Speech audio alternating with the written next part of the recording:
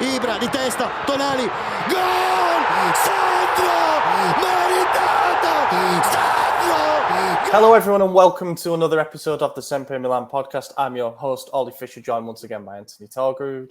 What's up, guys? Glad to be back. Looks like I'm in a storage locker. We're packing up. We're leaving here, so excuse the boxes. But expect to see more of them next week, too. We got Madison as well. Yeah. United States added another trophy to their cabinet, while England still only has one. What Actually, they won Nations League last night, didn't you? No. Oh, that was just that was. I don't know. Did Spain win it? I find the Nations League bizarre. Like it's a weird setup. I really don't get it. What did the USA win? The Nations League. Oh, but for like CONCACAF or whatever. Yeah, the CONCACAF Nations League. We've won three straight CONCACAF trophies now. That's pretty good considering you're like worse than Mexico and Canada. Well, those are the two teams we beat on a 5-0 aggregate, so knew that I'd get something. Yeah, I knew it was either bite or look like I don't know what I'm talking about. So you still don't really know what you're talking about, but I'll let you have it. Balogun and Pulisic scored two of our supposed targets. I did see that. That's dude. Balogun looked good too. We'll definitely not get any of them now. I hope everyone's enjoying the summer. Anyway, this kind of falls into the void of being like end of seasons happen, but there's some internationals still going on, and the transfer window hasn't yet opened. A lot of journalists are on holiday and stuff, so there's not much news knocking about, but they're still finding a way to churn some shite out. So we've decided we're going to do one last thing to kind of cap off the season, basically, and close the curtain on 2022-23. Last week, we looked back at our predictions ahead of the season. And we've also done an article for the website going through and picking out sort of player of the season, flop of the season, favourite goal, favourite moment, all that kind of stuff. You can find that on the features section. But now we are going to rate each player individually. Seems like a logical course of action. Obviously, we're going to be able to spend more time on some than on others based on how much they played, but we're going to give it a go. So let's dive in. Before I start this, of course, I've got to say as well, go and subscribe to our Substack because we're gonna be doing some interesting stuff on there over the next couple of weeks. One of which I'm actually writing. Isaac normally writes them, but he's going away, so I'm writing something up on Jeffrey Moncada. So be sure to check that out. That'll probably be out next week or the week after. But yeah, had to get that plug in there before we dive in with the goalkeepers and Mike Maignan. Do you guys want me to start? Or? Well, yeah, we'll go alphabetically. So Anthony, Madison. Okay, Oliver. Gotcha. All right, so it might be a little controversial, but I'm going to give him a 6 because he missed half the season, and I don't know the exact numbers. I don't have them in front of me, but I know like in his first 10 to 12 games back, he actually conceded the same amount as Tata in Tata's entire stint. So he probably has conceded more than Tata this year by playing less games, which obviously isn't a good look, but clearly we had quite a few struggles in the second half of the season. So there is that gives him a little leeway. And of course, coming back from injury, you're a bit rusty. So he gets a bit of a pass. He's still probably the best keeper in the world, but for me, a 6. Mm-hmm. I'm looking some things up. Oliver, you can go. Okay, I'm going to say, let's say that we can do full numbers and 0.5. Is that fair? Yeah. I'm going to go 6.5. And I know AJ would have done the same, hadn't we? All the reasons you said, like fantastic goalkeeper makes us far better when he's in the team. You can see how much more comfortable the defence looks. He's like an extra playmaker, all that stuff.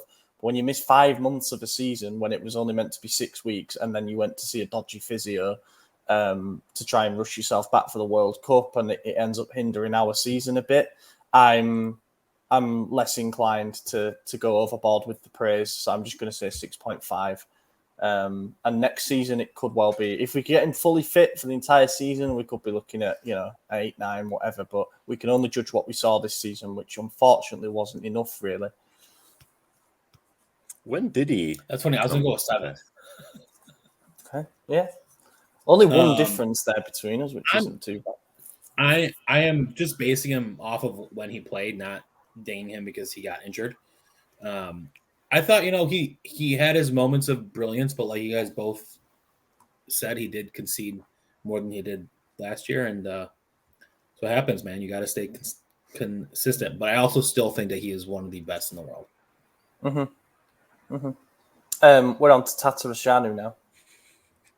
I'm giving him a 3. He had some moments, man, but overall, I think he played way too much this year. Obviously, he had to. I get that. But you could tell he was in over his head, and he's not built at this point in his career, at this point in his life, whatever you want to call it, to play that many games, and it showed. He started off fine. When he came in, it was like, okay, we can handle this. He did good last season when Mike was out for a month, and then as the months went on, he got worse, and the players around him got worse because all of a sudden they had to cover more. So it started going bad, and then of course January. I mean, did he concede 30 goals in January? Something ridiculous like that. Like that was the roughest stretch of games I'd ever watched. So Tatarusanu actually averaged more points per game than Mike Maignan. He also played a lot more games.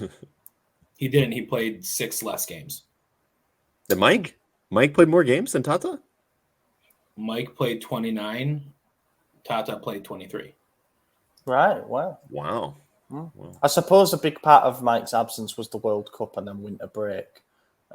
So yeah. Maddie, what are you giving him?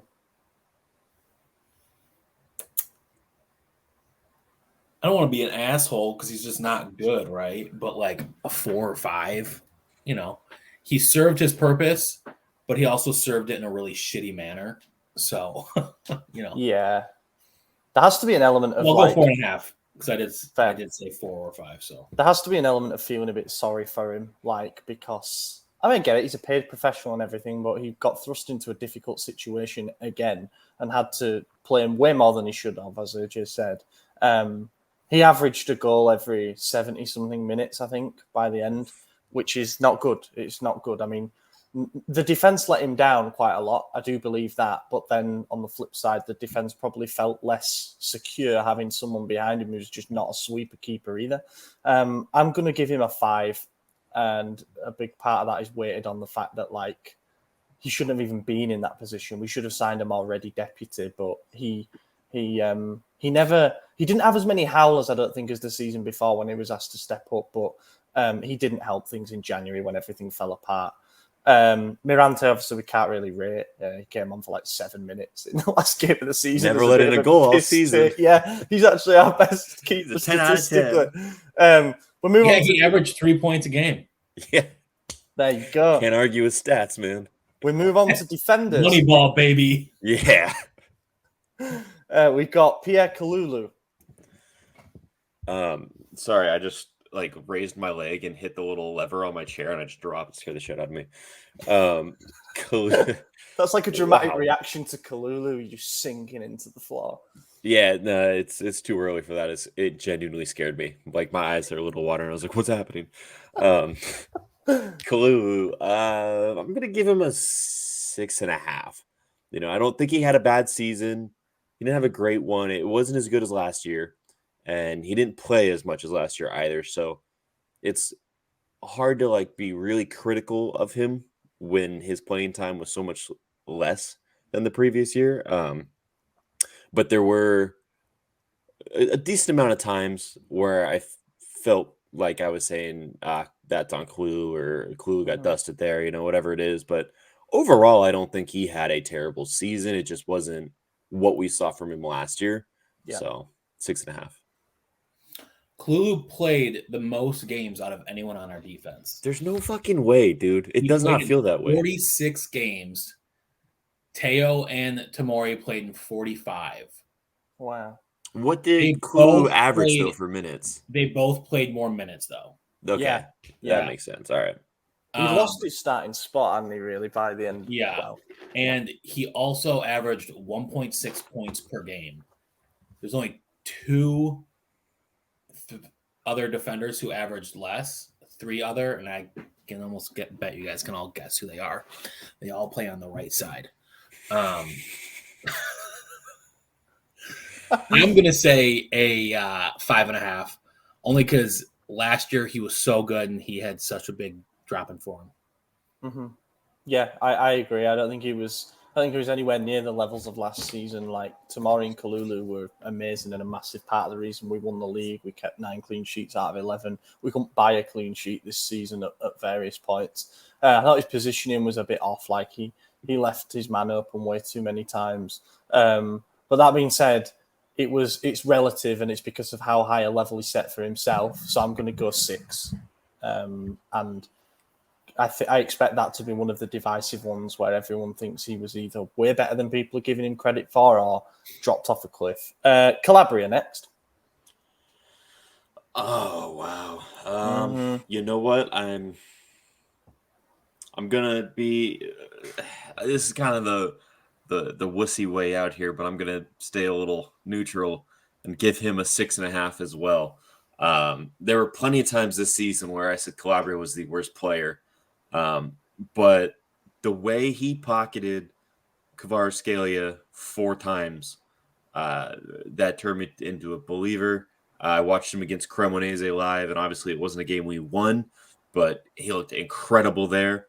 And then he looked like dog shit 4 days later against Lazio. And, he's one of those just up and down players for me. He either looks incredible or just really, really bad. So 6.5 again. 6. We'll give him a 6.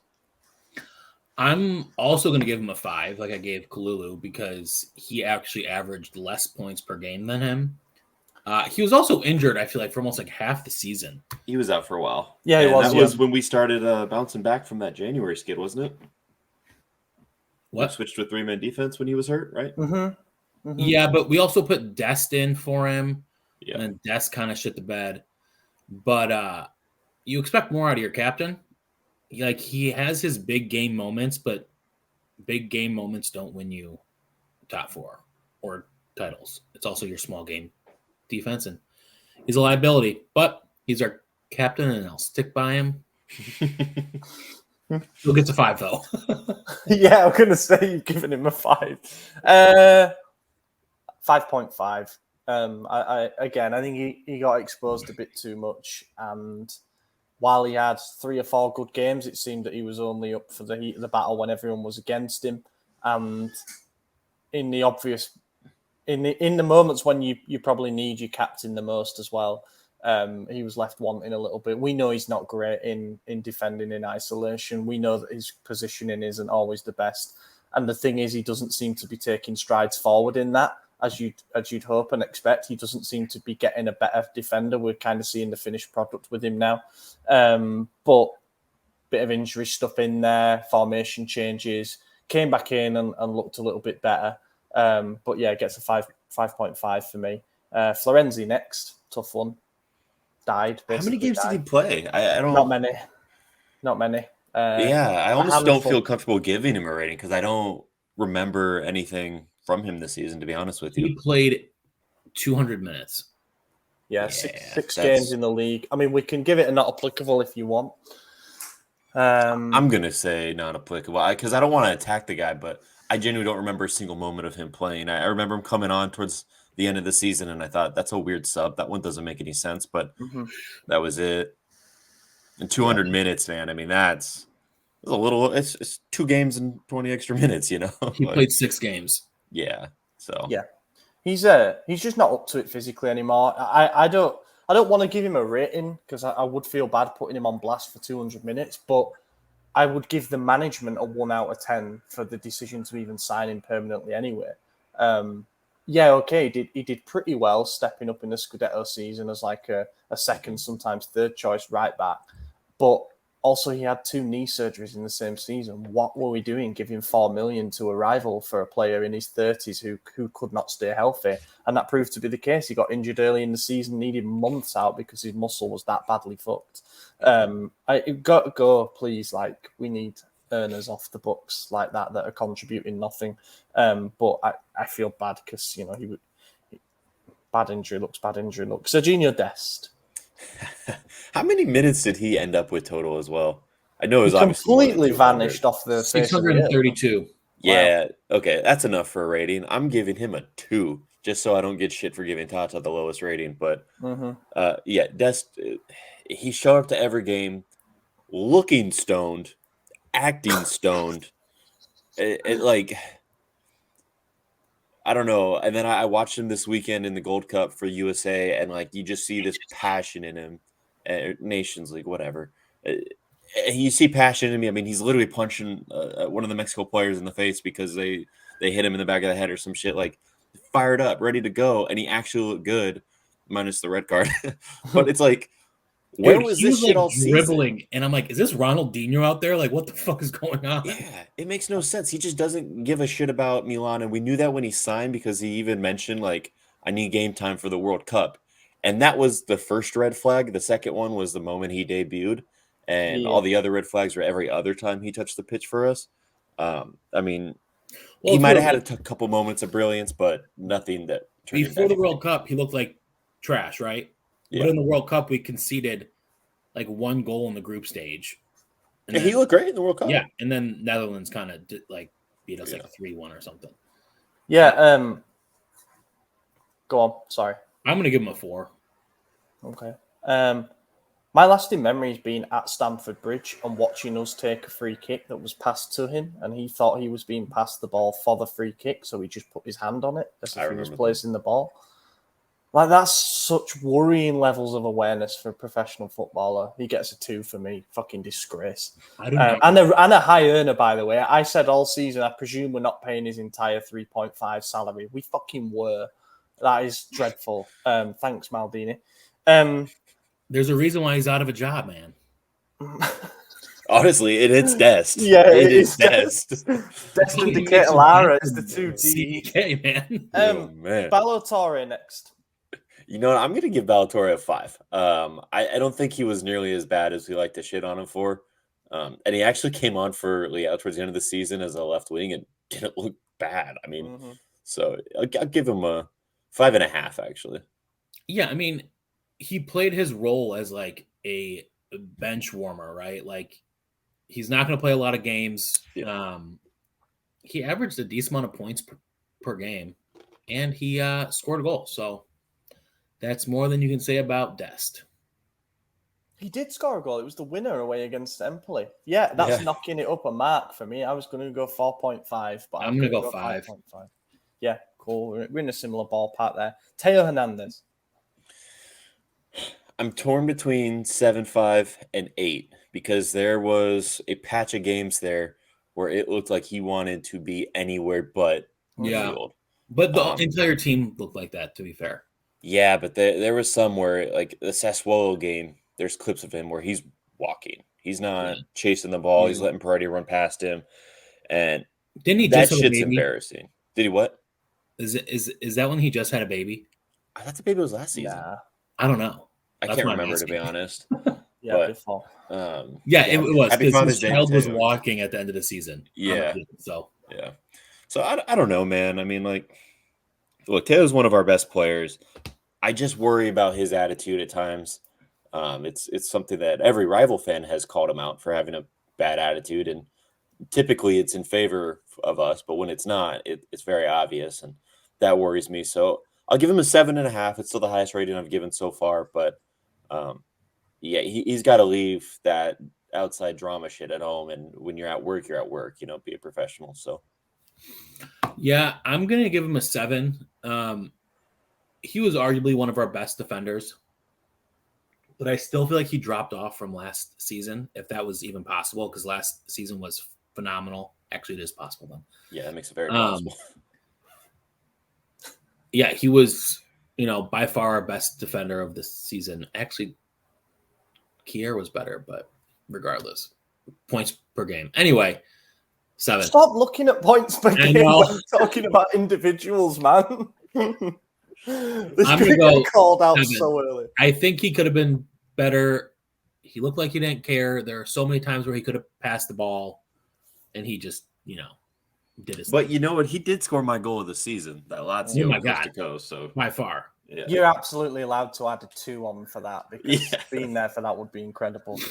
I'm going to be a bit edgy and give him a 6.5. I think he dropped off noticeably compared to the Scudetto season. It was actually his worst season of attacking output for us. While I do think defensively, overall, he's got better as a package, there are still far too many games where you think, what is he doing? That Sassuolo game was one of a number of them. He really struggled in both the Champions League derbies. And I just don't think he was as consistent, and his attacking output dropped off. I think a lot of that has to do with the instruction this season. I think Pioli kind of changed the system slightly to where he wasn't given the freedom to go forward. I mean, we almost noticed that immediately from first game of the season. And when he did get forward, he looked great. It looked like Thiaw of old, but you definitely saw him stay back a lot more this year. I think other teams have adapted as well to the idea that he's going to push into midfield and he's going to cut across, rather than playing as a conventional left back. Also, there were times when there was a constantly changing back four next to him. There was injuries in midfield. Liao missing at times as well. That can have an impact. But 6.5 is still good. Like he still had some very good games as well. Tomori next. Ooh, that's tough. Mind you guys, I'm doing all this without stats, so that Madison comes in with his stats afterwards. But top of my head, I'm gonna give him 6.5. I think he was worse than last season, and it was also very noticeable. I would still probably say he's our best center back in terms of just actual skill and performance. But again, it's just a large sample size will either hurt you or help you. And I think in his case, it hurts him because we did get to see flaws quite often. And it's really tough when we know the January we had and the March we had, and all these guys were a part of it. So it's hard to give him like the high scores too, but so 6.5 for me. Yeah, I think that he had a huge drop off from last season. He was probably one of the best center backs in the league last season, and this season, like he was up there, but he was definitely not one of the best. I was gonna go 6. He also averaged 1.71 goal points per game. Got to stay consistent. I'm just glad we've got that out there. I don't have anything to add to what you guys said. I totally agree. 6.5 for me, because I still think he had those games where he didn't like win us it on his own, but like in the Champions League knockout games when it came to the crunch time, he looked really good against Spurs and against Napoli, and then against Inter he took a step back. So that was just kind of where his season was at. So 6.5. Kier next. I'm gonna give him 5.5. I don't remember a whole lot from him this season. I know he fell out of the starting spot, obviously because he had last year, and he never won it back this year. He did well in the Champions League against Spurs. I can't remember if he played the first game against Napoli or not, but he did well against Spurs, and props for that. But overall, I don't think he had enough for me to give him like a better rating.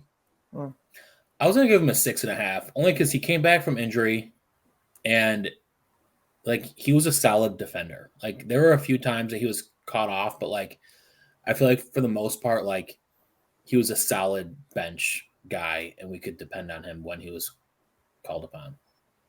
1.8 points per game. That's good. That's actually quite high for us. He stepped up like when I wasn't expecting it at all. As Mandy said, come back from a long injury, and I thought he'd be kind of useless for us this season. Without being disrespectful, I thought he's over the hill now in his mid-30s, and coming from such an injury like that, wasn't blessed with mobility anyway. I thought he could be exposed, but he actually had some good games, and he marshalled the back line well. That being said, it's not that difficult to spin him. It's not difficult to expose his flaws. It happened too much, and he's going to be here next season, but I just think like he's the kind of player really we should be trying to get rid of, as awful as it sounds. He served his purpose for us, and thank you for the stability that he offered. But yeah, 6 for me, because he outperformed what I thought he'd do off the injury.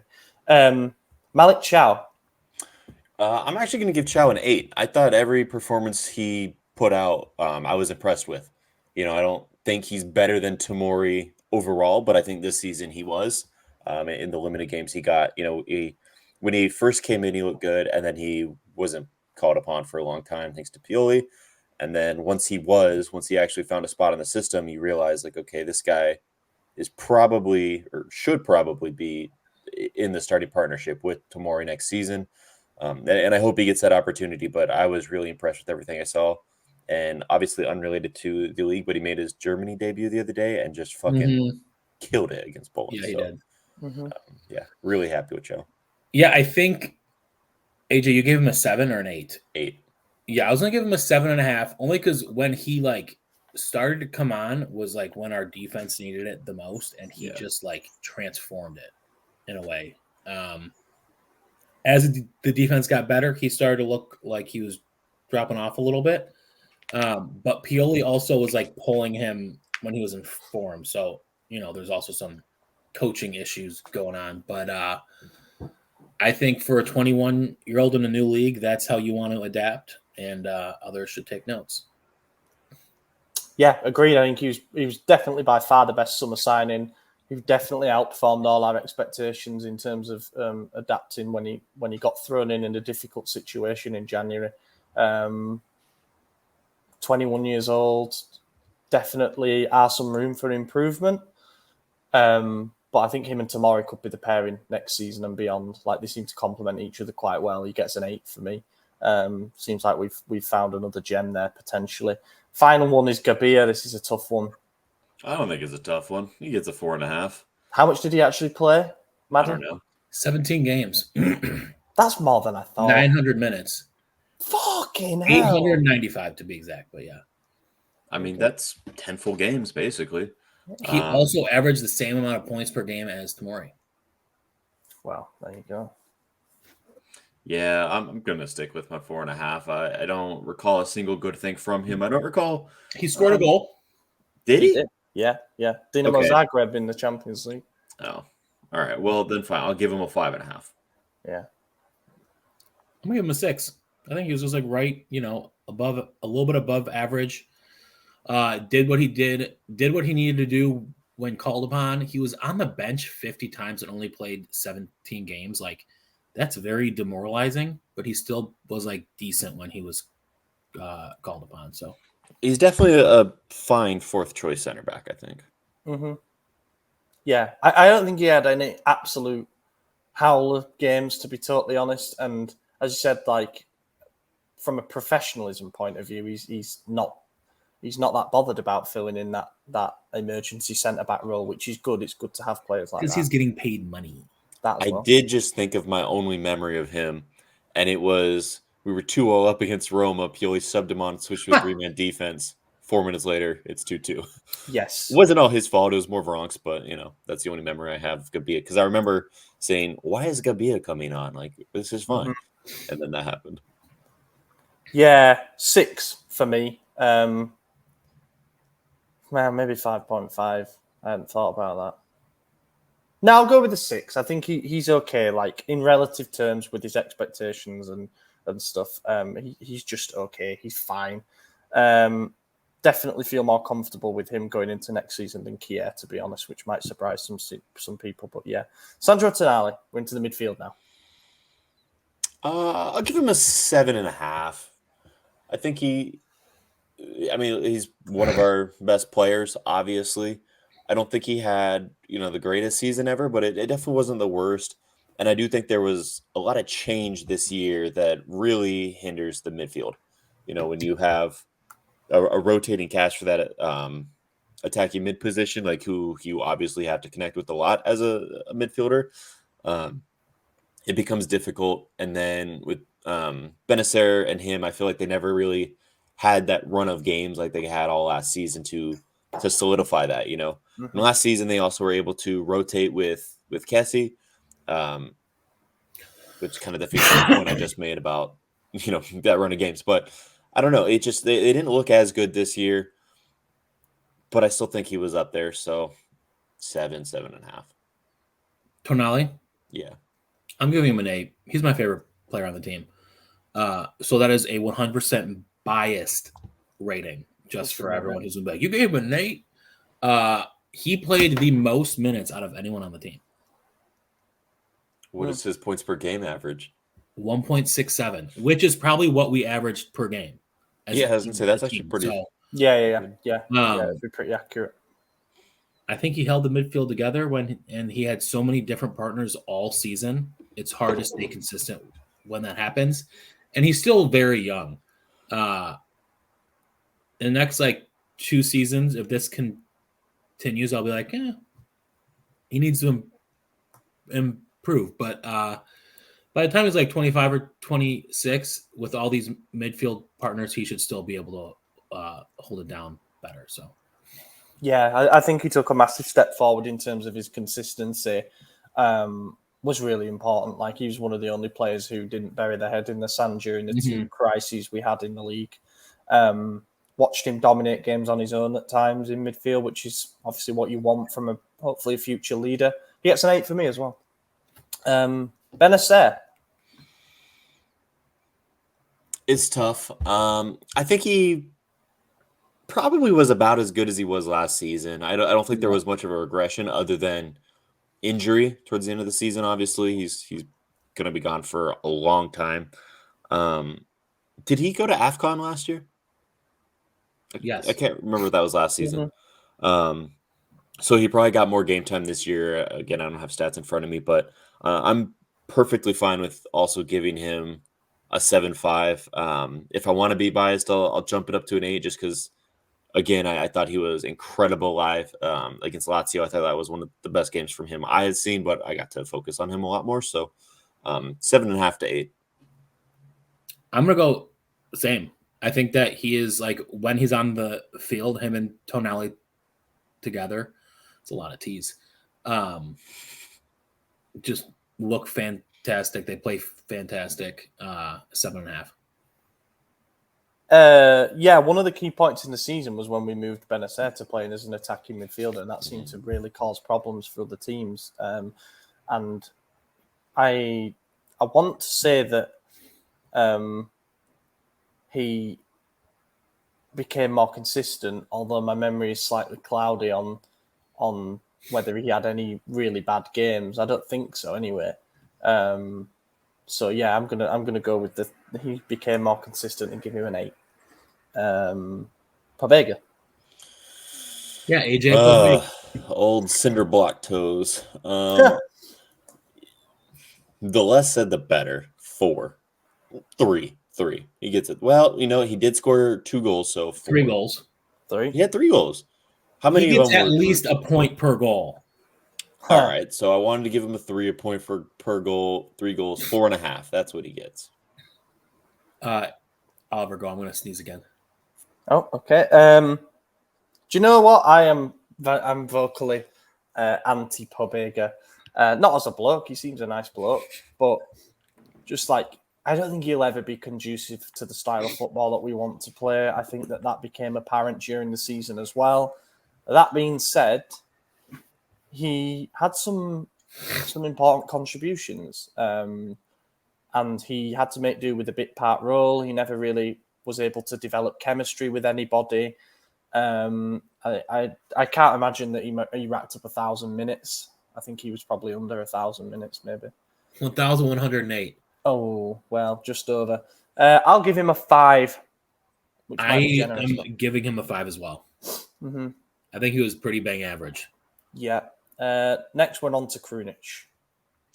Krunic actually was a lot more important this season than I think a lot of people expected him to be. Yep.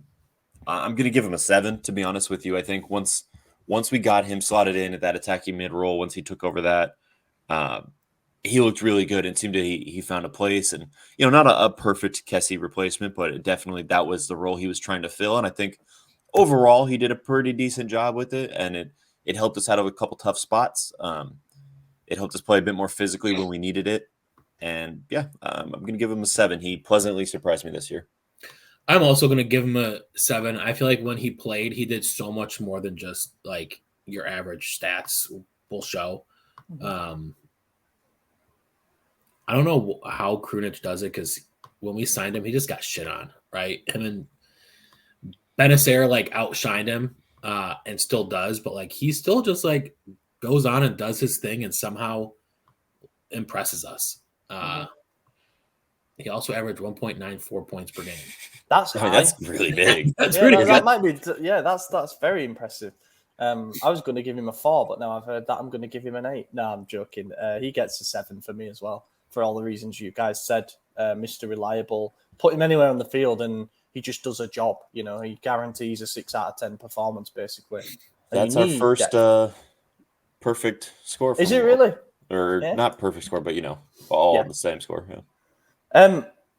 Are we happy to say nothing on Bakayoko and Bronx? Bronx played over 300 minutes.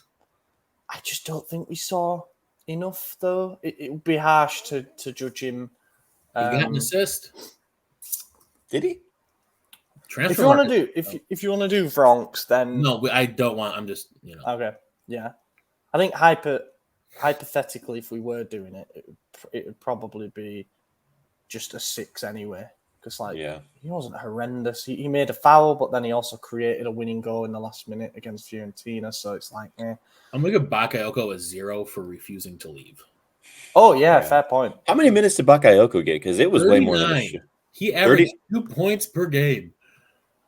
Wait, Bakayoko had 39 minutes? Yeah, he came on in 3 games. Uh-huh. Oh wow, that's frustrating. Okay. No yellow cards, no red cards, no goal contributions, just a solid 3. No, he contributed to some goals. They just weren't for us. His first touch every single time he played was a giveaway. Every single time. It was. And second even touch was during a his tackle. good spell here, every first touch was a giveaway. Yep. Mm-hmm. We could probably move on Yassine Adli as well. He only got 1 start. Unfortunately. Tough for him. Looked bright in the couple of moments that we did see, which would probably implore some people to say 6.57. Why didn't we say more? Pioli gets a 0 for his handling of him. All very understandable, but we just didn't really see enough from him. I've got these in the midfield thing because obviously they played it, in part of the midfield triangle that we were going with. So CDK is in here. Yeah, CDK's got to get a 3. I think, and that might be a little harsh because he did start off so bright and he had that assist, and he really could have had 5 or 6 in that opening stanza of games, but the end product wasn't there from the other players. Not his fault. He did the right things, but once he couldn't register anything, each performance got worse and worse and worse to the point that where now it's like if he does come on because he obviously lost that starting spot, he looks lost and nothing's coming. The attack's gone now because no one builds up through him anymore because there's nothing to build. So it's got to be a 3. I think he's at the point to where now he actually takes away from the team when he plays. And again, I was a big supporter, really happy about him. I bought a shirt. I hope he comes good. I also wouldn't cry if we sold him immediately this summer. So he gets a 3 for me. Yeah, I was also going to give him like a 3, a 3.5. The dude played in 40 games. He was on the squad 50 times. Like that's 80%, Yeah. He had a pretty good points per game, but we won't talk about that. Dude's trash. His confidence is shot. Like if he leaves and becomes Paqueta, I'm totally cool with it, but like sometimes it just doesn't work out, right? Mm-hmm. And this could just be one of those times. I was all for him. I was super excited, and I was preaching all season, give him time. I think that time's up, even though it's only been a season. Like you saw with Thiaw and Tonali, like they were like moving the needle forward. He's moving the needle backward. I think it's him. I also think it's Pioli because I think Pioli's a trash coach. But yeah, when did he? It was one of the games I was at. It was Cremonese or Lazio when he should have rounded the keeper in the very beginning. I know Ollie says it was a great job by the keeper, but yeah, I mean, it's like you couldn't get a single goal all season. I mean, right. Pobega got 3. Offside. Did he? Did he have a goal called offside? Or What's that? Didn't he have a goal called back? Yes, he did have an offside goal. Yeah. I agree with every word that Maddie said. Seemed to regress as the season went on. there was no problem when he was actually trying stuff early in the season and it wasn't coming off. But he just stopped trying stuff, and you can't get away with that. He hid big time. You do need to show a little bit of mental toughness in those moments. You know, we invested a lot in him. Yes, it's difficult to adapt to a new league and a new country and stuff, but it's not the hardest job in the world. Like, you've got to find a way to make it work. And Also, how many other Belgians are on the squad? Yeah, yeah, the excuses can only go so far covering it, basically. So I think he gets a 4. And interesting that some of the rumours are that we might sell him after a season. Maybe that's like it was all Maldini's thing, and now Moncada's like, I told you we shouldn't have got him, and trying to bin him off, whatever. But yeah, Brahim Diaz. Brahim's an interesting one because he's a wildly frustrating player. He will do the most incredible thing you have ever seen, and then in that same game, do the most mind-numbingly stupid thing you've ever seen. Yep. And I really don't know how to judge him because he's got so many incredible moments and equally so many horrible, horrible moments that it's like, I'm conscious that any rating I give him is going to be under attack, but I think I got to give him a 5.5 because yes, he created a lot. He had that incredible goal against Napoli, the solo against was it Juventus, and another one against, I want to say Fiorentina, maybe, I can't remember, but Monza. Was it Monza? Okay, he had some great fucking goals, but then because of those great goals, he refused to release the ball. He refused to pass when he had better options. He's like, I could dribble through anyone, and that's not true. So I don't know. I think the high moments enabled him to create the low moments. So because of that, I'm going to give him a lower score with the 5.5. I was going to give him a 6 for every single reason that you just said. I thought like 6 is pretty average. He played 45 games. In those 45 games, he was subbed off 36 times. Now, you're like, that's okay. But no, when you want your creative player on there for 90 minutes. And when he was subbed off in 36 of those 45 games, there's an issue, right? Like, yeah, but I wonder how many of those were to give CDK the minutes that we were being forced to give him, basically. Probably every single one, because he, it was either him or Krunic, and Krunic only started to get the shot at the end of the season when CDK was shit. And when Brahim was moved to the wing. Yeah, right. But still, like, that's a pretty high percentage of being subbed off. Yeah. There's a way to look at average minutes per game, but I don't have that up here. But I'd be interested to see what that is. Yeah, inconsistent flashes of brilliance and then would disappear for games on end. Like we saw the story throughout the entire 3 seasons with him, really. Had some important goals, but then also went missing in some important games, which kind of counterbalances it. I think the fact that none of us are bothered that there was no option to buy him from Real Madrid speaks volumes. You need a player in that role to always be in the game, so you've got to judge him on the same scale as CDK in saying that the games that he was ineffectual were disasters because it's like you're playing with 10 men. So I'm going to give him a 6 on the balance that he did score some important goals and he had some big moments, but we know that on his day he can be a 9, a 10, he can be the difference maker. We just didn't see it often enough, and I think going back to La Liga is a good move for him. I think he'll have more success in that league, to be honest. Now we're moving on to the forward group. We've got Salamakers. Yeah, we do. That's another interesting one. When he was starting, I did not feel confident about him ever. When he started coming on as off the bench towards the end of the game, then I was like, this dude needs to be starting nonstop. He looks great. But then, I don't know, man. It's another player that you just can't really put your finger on and say, like, this is it. It's just, again, it's inconsistency. It's not, it seems like whenever he has a good game, he then gets a starting nod and has a bad game and then becomes a sub. And then towards the end of it, he had a string of good sub-on appearances and never got to become the starter again. And I don't know. I'm not sure where to put my finger on it. 6? I think if you judge him on the first half of the season, he had like a 3 or 4, and the second half of the season was like a 7. So I think like a 6 is almost like spot on, even though that's not directly in the middle. I'll take it. But yeah, I think that for some godforsaken reason, Pioli kept on playing Macias over Salamakers at the end of the season, even though Salamakers was like in amazing form. And that's a lot for me to say that because I fucking hate Salamakers. I'm going to give him a 7. I can't go back to the other page I was on to see how many games he played in, but 7. Yeah, you can almost link. Sorry, no, 6.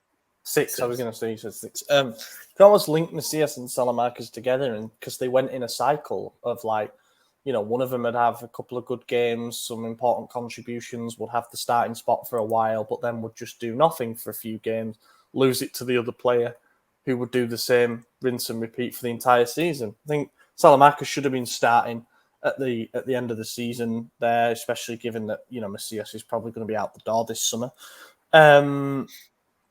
I think there were some important contributions from Salamakers. He scored a couple of memorable goals for us as well. But yeah, if he were consistent, it would be fantastic. But he's just not, and that's why we're in the market for a new right winger. Like, we've established by now that he's only ever going to be good enough to be a backup, unfortunately. For that reason, though, he gets a 6 because he always works hard. He always tries to make things happen, but it just isn't going to cut it at starter level for us, unfortunately. We move on now to Rafael Leao. I've jumped over to the left wing for some reason. No, let's do Macias. Let's do Macias then, yeah. So Macias is interesting. Last season, I think we'd all agree we were pleasantly surprised with the way he performed. This season, the eye test tells us this guy sucks. But if you look at the stats, he played one less game this season than last season and equaled his goal and assist output in all comps with 6 and 2. The exact same as last season, 6 goals in both, 2 assists in both. He had one more yellow card this year than last year. And his overall rating, at least according to FotMob, the only difference was of 0.08. He was still rated over a 7, which is a really good rating. All that said, I could not stand seeing this guy this season. This whole season, I was like, every time he touches the ball, I'm frustrated, I'm irritated. It hurts your eyes to watch. And yet last season, he was my favorite player because he won me money. And this year I hated him and he did the exact same goal output. So it's almost like I just need to put money on these guys and I'll enjoy them more. But yeah, I don't. Did you enjoy Origi? Nope. That one backfired. So I don't know. I'm going to say, what did I give Salmakers? I gave Salmakers a 6. Yeah. Then I'm going to give Macias a 6.5 because his output was objectively better. But I think his lows were much lower this year. Yeah. And his highs were equal. So maybe that's, I don't know. Yeah, I think I give Macias a 6.5. Gave Salamakers a 6. I would keep Macias as like a third option or a second option because, listen, out of a second option, 6 goals, 2 assists, like that's not bad output, right? The problem why it's bad output now is because he's fighting for a starting spot. If we actually have a right winger, he's not fighting for a starting spot. He is a sub. But I mean, like AJ said, we all thought he had a shit season when arguably it was the same, if not like barely better than last. So trust your eyes, boys. Always trust your eyes. Don't care how like on par he was statistically. Fucking painful to watch. Like, he missed a lot of opportunities as well in big moments. He did. Could have had even more goals. He could have got us back in that tie against Inter, you know. And I'm not saying Salamakers would have buried them at all, but I think it's just so clear that like he needs to go. Can't even hang around as a third option for me. Like, unfortunately, the ship sailed. He gets a 5. Wasn't absolutely disastrous, but wasn't good either. I don't like him at all. Liao. That was just a personal attack on. Yeah, sorry, my bad, Junior, if you're listening. I mean, I think Leo's got to get an 8.5 or a 9. I think his only down spell was when we switched formations to a formation that really hindered what he was able to do. Mm-hmm. He was our best player prior to that change, and he was the best player after the change when we went back. Obviously, he got the huge renewal this season. There is a reason behind that. He's got a 175 million euro release clause, and that's because that's what we value him at, and it makes perfect sense as to why. This is our best player. He's the guy you build the team around going forward, and he's going to continue to give us numbers. He's going to continue to move us emotionally with the way he plays, and yeah, the kid gets a 9. There is no ceiling for him. Yeah, I was going to give him a 9. He had 31 goal contributions this season, which is massive for someone who has no help whatsoever besides 85-year-old Giroud. Like pretty much everything AJ said. I'm not faulting him for the formation change and having a little dip because that's on Pioli. So 9, and hopefully he's a 10 next season. Yeah, it's got to be the highest rating, hasn't it? As you said there, I think that down period that he had was not even his fault, to be honest. Formation that didn't suit him at all. Then when we got him back doing what he does best, he terrorized teams again, won games on his own. He's the only player we have who is capable of unlocking teams like on his own. Everyone else needs a lot of help. Numbers got better. He's just on a gradual upward trajectory, and that is really good to see because there were times last season when it looked like he wouldn't match his same numbers from the Scudetto winning season. Yeah, he did. He went above and beyond. And the renewal is an extra bit of icing on the cake, really, because hopefully we've got him for 2, possibly more seasons. 9 out of 10. 9 out of 10. Yeah. Rebic. From the highest even of get a highs rating? to lows. Yeah. Before. I mean, he scored 2 goals in the first game. He Rebic played 1,200 minutes this season. Yeah, he's played a lot. Yeah. Because towards the end, when Pioli was rotating the lineup and not playing Leao for whatever fucking reason, like a 23-year-old needs a shit ton of rest for 1 game a week, like that shit was ridiculous. But anyways, not on Pioli yet. Rebic started off hot and then ice cold, real bad. So I'm gonna put him on the low end, right there next to Pobega and Tata and Dest, and give him a 3. Yeah. He scored 2 goals in his first game this season and then 1 goal in 30 games after that. So he gets at least 3 points. I'm going to give him 3.5. Yeah, 3.5 I was thinking as well. Started really promisingly with a brace against Udinese in the first game. Then just completely vanished, essentially. And while I don't think he was put in the best situation sometimes as well, that was offset by the fact that he apparently showed a massive lack of professionalism towards the end of the season and just wasn't training hard. So Pioli left him out of the squad altogether for the final 3 games. Like, that's fucking unacceptable. Do you know what? He gets a 3. You can't do that. We need to sell, but I don't think we're going to get much money for him, if anything at all, to be honest. Giroud's another tough one because that's a guy I'd like to see leave the club. He's someone who frustrated me endlessly. All that said, going into the last match day, he was our top goal scorer. He ended up not being there. He ended up being second. And I think he is fine if he sticks around next season as the backup, but I can't have him starting again. But as far as his performances this year, again, up and down, even the games he scored in, he didn't look great. He just would get a fucking header or some flick on and it would just work somehow. But the times when he didn't get the flick on correctly, when he was under pressure and the goalkeeper, whomever it was, Mike or Tata, would make the long ball over the top straight to Giroud, he would take a heavy fucking touch. it would bounce all the way back to the opposing forwards, and they'd run it back for a goal. We saw that quite literally multiple times, and I can't give him the top marks like we should for his points or for his goals. So I'm going to have to give him a 6.5. I'm going to give him a 7. He had 26 goal contributions.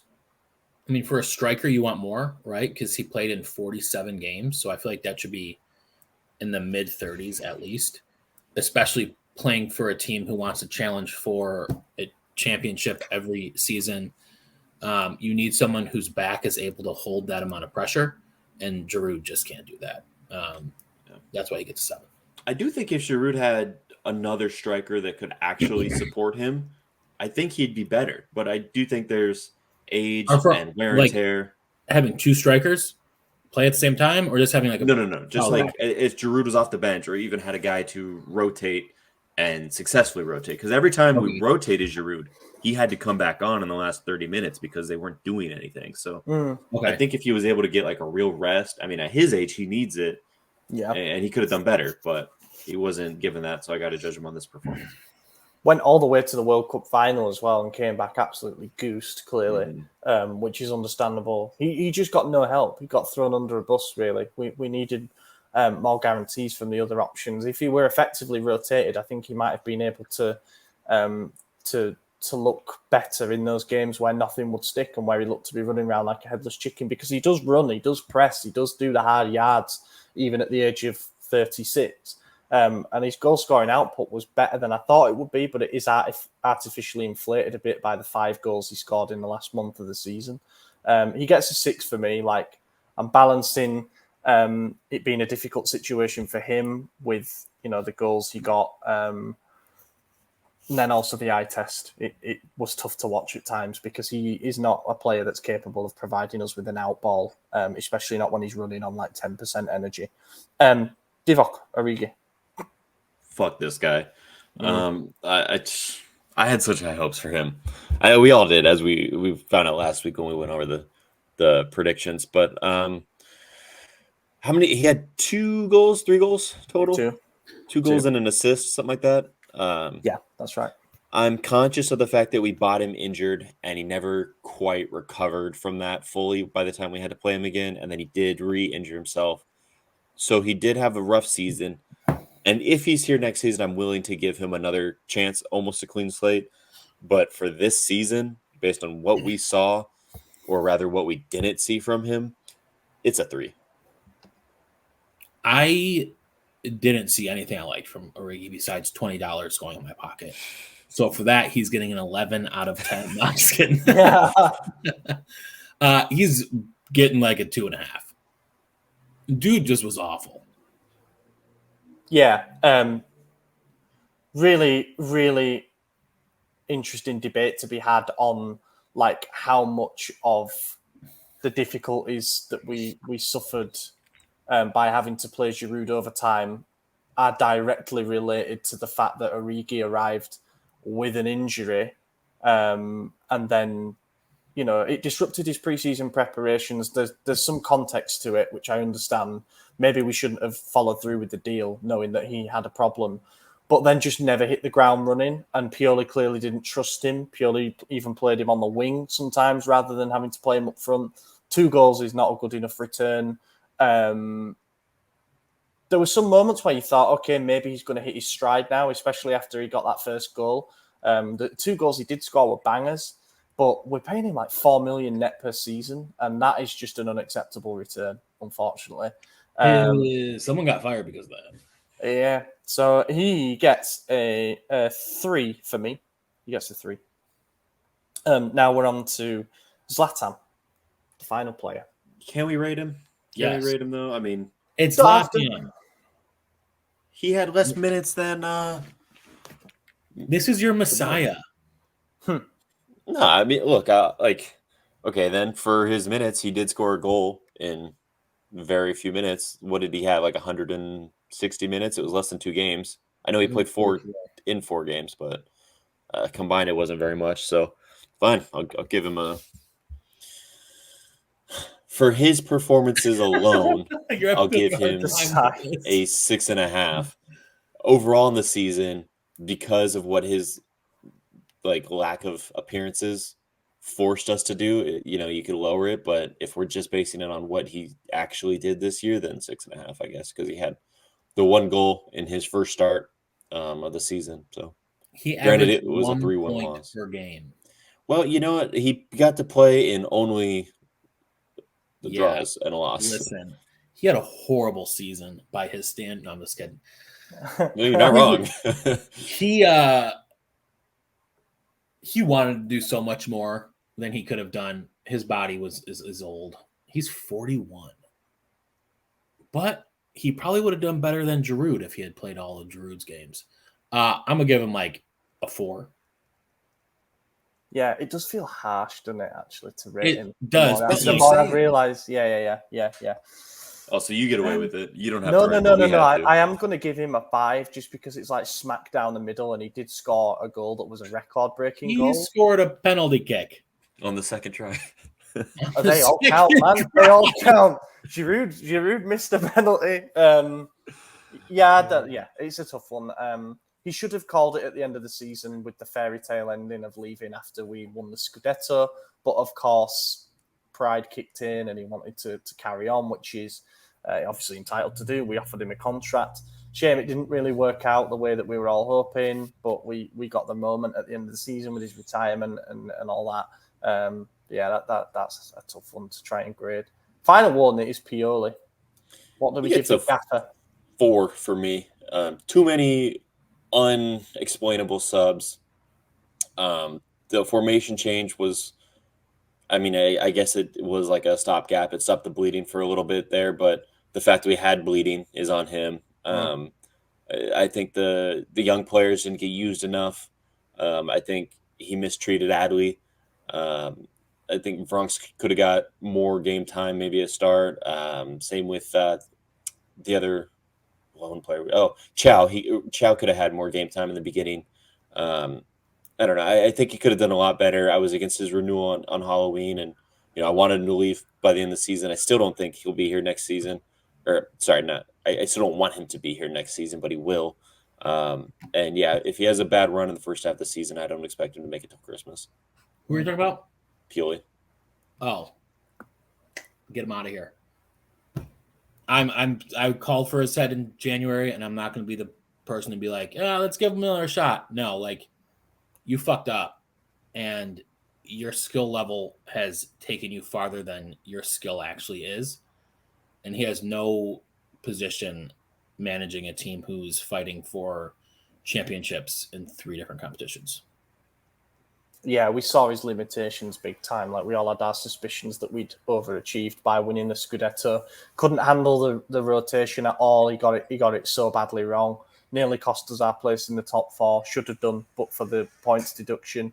To be competing in 4 fronts, technically, with the Super Cup as well, and to succeed in only one of them, and that success in the Champions League was partly due to the draw and playing a Spurs team that were in a bigger crisis than us, and playing Napoli, who it's kind of like, whoever shows up over the 2 games rather than it being Bayern Munich, Real Madrid, City, whatever. That papered over the cracks a little bit. I would have loved for us to have taken a step forward in the project and hired a more serious manager, but it does look like we've got him for next season. Maybe things change, given he now has more power to bring in his own players. Maybe he hated what Maldini brought him, and that's why he couldn't rotate properly, and the product of that is what we saw on the field. But he did seem really stubborn, questionable rotation, bad substitutions, bad game management at times. It needs to improve, because otherwise, as AJ said, I don't think he'll last the season. If we're in first come Christmas, then all's forgotten. Sack him.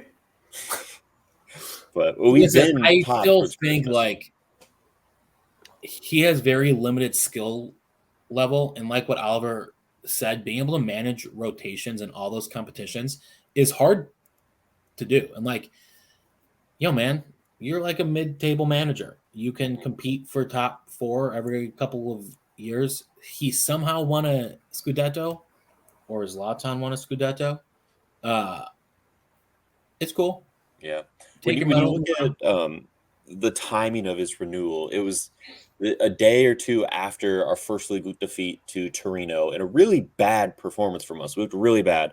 In fairness, it had all been agreed before, and it Right, was yeah, signed it after the game out of mere convenience. But yeah, And I think you shouldn't do that. You should never renew a manager after a defeat, even if it's already agreed. You wait till he gets a win. Make sure he bounces back, because the defeat can spiral, and we saw it did. At this point, we thought we were competing for, all these. Our objective was obviously Scudetto. It was to make a cup run, and it was to get out of the group stage of the Champions League. At this point, we had just lost in the league for the first time. We weren't in first place. I think we were tied for third or second. We hadn't played any cup games, which a week later we went on to lose our only one and get kicked out in the first round for us.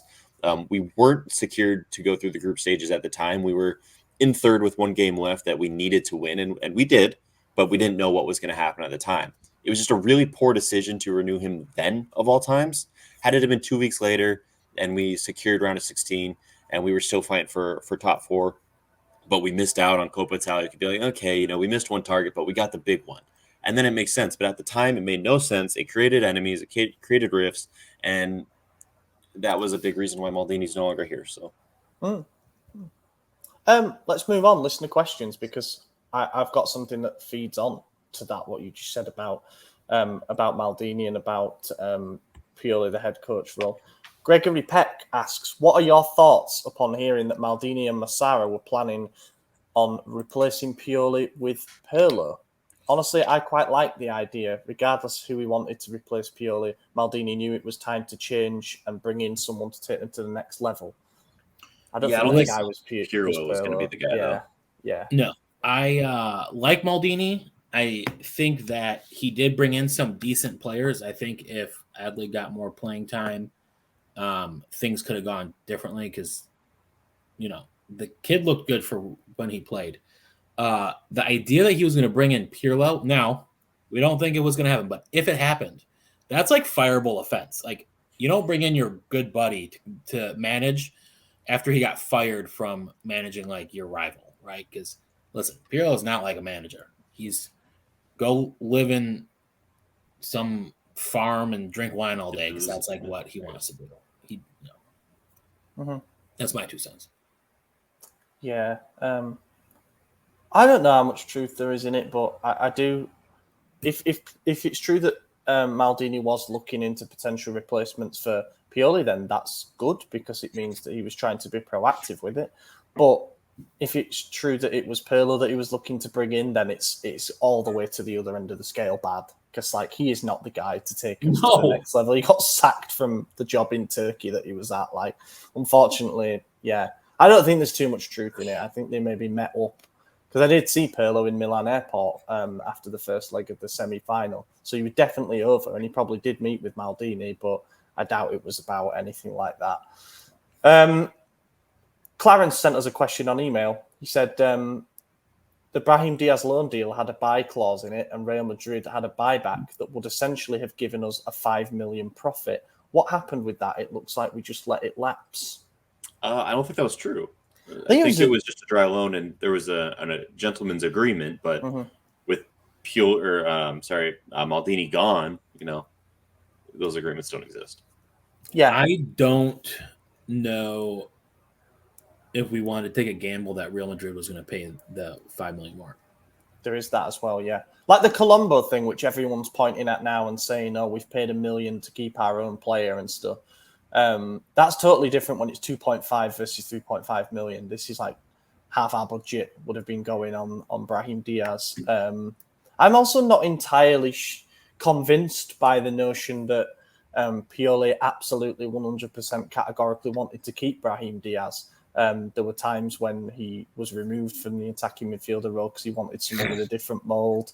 And also, we're going for Kamada. We're going for other attacking midfielder targets now. So maybe it was a case of Pioli just playing what he had and playing the hot hand when Brahim was in good form. But as for the option to buy and buy back, I think, as AJ said, it was just a gentleman's agreement. And unless you get something fixed in place before the end of the season, it's his loan ending, and Real Madrid can do what they want with him, and it looks like they're going to include him in their plans for next season. Fajko asks, if we were in a beer drinking contest, how many whiskey glasses could we fill with tequila? I think he's been in a beer drinking contest. Yeah, For writing that question. But I want to ask it, and I'll just twist it to say who would win in a beer drinking contest. I think you would. it wouldn't be me. Oliver. I hope so, being English. I don't drink a lot of beer. But if it came to like a spirit drinking competition, that's a different thing because it's not what I drink. You know, Right. Who can neck the most tumblers of whiskey? It's not me. I can tell you that right now. I don't think it's going to be me. That'd be Madison. So different Tequila, I'll do tequila all day long. I'll yeah, drink you can have that. You can Tequila have and that. wine, I'm all about that shit. But the beer, I mean, I'll drink beer. It's not my favorite. I don't get drunk on beer though, so I don't know. It's because you drink probably like Bud Light. No, I do Hispanic beers. I like Corona, I like Dos Equis, Modelo. So Very yeah, so like still like 3% alcohol. Yeah, I mean nothing crazy. I don't like really dark beers. I mean, like, here's the thing. In order to throw back beers, like, you got to be in the mood, right? Yeah. It's not often I'm in the mood to like drink like 8 beers. Yeah. Beer's like if I want That's to what- binge drink something, and I never want to binge drink something, but No. I'll do a bottle of wine, on the weekend or whatever. Just like it's what 2.5, 3 glasses, something like that. Yeah. Beer to me is always synonymous with days out of the football, and like you can drink it all day and not get rat-assed really quickly. So it's like a session thing rather than just I'm going out to get blitzed. It's also That's like, a social drink for sure. Sitting on the porch, or am I like if I'm going to a game, right? I'm going to be throwing back 5 beers and be like, oh, I just drank 5 beers. But if you're on the porch, like 5 beers, you're like, what am I doing with my life? Yeah, that's true. At the It's Champions League final, I think I like- threw back 5 or 6. It's like total situational. Mhm. Yes, absolutely. Yeah. Abhijit Mohan asks, what's your gut feeling that under Cardinale we actually aim to win trophies versus we just become a team in the Arsenal Spurs mold, financially bulletproof with an occasional trophy? I don't think Spurs are financially bulletproof. Financially, they are. They're looking like pretty top good 7 in the financially. world. Yeah, revenue-wise, they've massively hyped it with the new stadium. Trophy wise, they're not doing much. No, Occasional trophy for Spurs? No. Spurs I'm have all been in a about them. Champions League final, and I fully believe that if we're in a Champions League final, like, we will win it. But that's just like me being hopeful. And We would not have beaten Man City, just for the record. No. But we also have a striker who can score from 3 yards out. Do we? I'm giving that to Ollie G. Yeah. He can do that. That's all he Fair. can do. An open header actually from that Yeah, point. yeah. Yeah, he's making that. Listen, being financially stable is not a bad thing. No. But not spending money to win is. Like, you see Inter winning things, or at least getting to championships, right? Now, this summer may prove to be like the downfall of them, but that's yet to be seen. Just like it's yet to be seen how Jerry's going to run our transfer market. Mm-hmm. Listen, I'm all for being financially stable like Arsenal and Tottenham, especially like in the Italian league where that's so much harder to do. But like, you have to spend, right? We're not going to spend like them because we don't have the revenue like them. But, we might spend 70, 80 million a transfer window and target free agents. People have like a very bad idea about free agents, but it's going to become such a bigger thing than it was in the past couple of seasons. Off topic, but Lorenzo just sent this to the chat. Fenerbahce's official French account just tweeted out Hakan Çalhanoğlu is one of the worst players Turkey has ever seen. So that's really funny. Oh, wow. Yeah, rude as fuck. Yes, Agreed. I agree with what you're saying, Maddie. I'm willing to give him the summer here and see, now that it's his guys, obviously with what we know how the Maldini window went. Now it's the Jerry way. We'll see how this money ball works. I do like most, if not all, of the players we've been linked with. which is a good sign. But at the end of the day, it comes down to who you do sign, and that's what's yet to be seen. But if we get the players that we're throwing names out for, then, maybe it is good. And I think we can win, because being financially stable and running like an Arsenal or a Tottenham, realistically, that's enough for Serie A. De Laurentiis has been doing it with Napoli for a while, and this was finally the first year that they got to reap the fruits of their labor there. And, maybe that's what we're going to do next. It looks like Inter's losing Lukaku, Edin Dzeko, Dumfries. Like they're losing a lot of people. So who knows how they're going to be next season? Obviously, they look to replace and they spend heavy, but there comes a time when they can't spend, or they're not going to be able to overturn the players at a value enough to do that, and it's going to get worse. And they're not going to hit every time. They've signed some older players at the end of their time, and it's worked out. But what happens when it doesn't? It's the exact same thing as signing young players, and one's not the hidden gem you thought it was. It's just on the opposite end of the exact same coin. So either you spend a little on an unknown player and it either hits hard or it flops, or you spend a lot on a big name player and it either hits hard or it flops. Which one's worse? Probably the big name player, in my opinion. So it's yet to be seen how it's going to turn out. But I trust and give him at least the summer, I think. Yeah, you've got to have the summer. Only then can we really judge. The window's not even open yet, and people are throwing a fit. I think we're in a phase of trying to line up some sales and maybe inquiring about hopefully signing a couple of free agents. Like if we've got Thuram and Kamada coming through the door on July the 1st as like the first bits of business of the window, 2 big ticks for positions to fix, and still our budget intact to go out and strengthen the areas we know we need to strengthen. I reserve all judgment until the end of the summer. We can see how the squad looks, but in terms of Serie A, there's always parity. Now there is, at least anyway, since Juve fell off a bit, where any team can surge through the middle and win, so why can't we take advantage of that?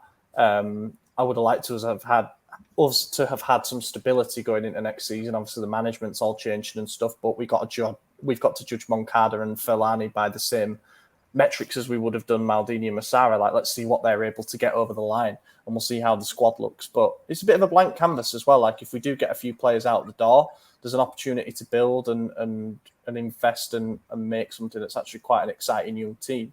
But there's a lot of time yet in the window and stuff. So we'll wrap it up there. Speaking of a lot of time, we're about an hour and 15 or something. Been an absolute pleasure to wrap up the 2022-23 season. I think that'll just about do it. I can't think of anything else we can do to look back at next season. But thank you to everyone who listened to this point, and a reminder to check out the Substack for all the latest bonus content and this week's bonus podcast episode as well. I've been your host, Ollie Fisher. Find me on Twitter at Ollie Fisher. AJ, cheers for joining. Yep, always a pleasure. I think I'll be here next week as well. Maddie. Same. Happy days. I might not be here next week because I'm actually in Milan to watch Coldplay, so you can roast me for that in the comments. But do drop a comment because it really helps the algorithm, and drop us a rating on your favourite podcast platform. Other than that, we will see you in a week's time. Eccolo Ante in area di rigore, Ante, Ibra, gol! Vediamo se è buono, ce lo dà buono, ce lo dà buono, ce lo dà buono!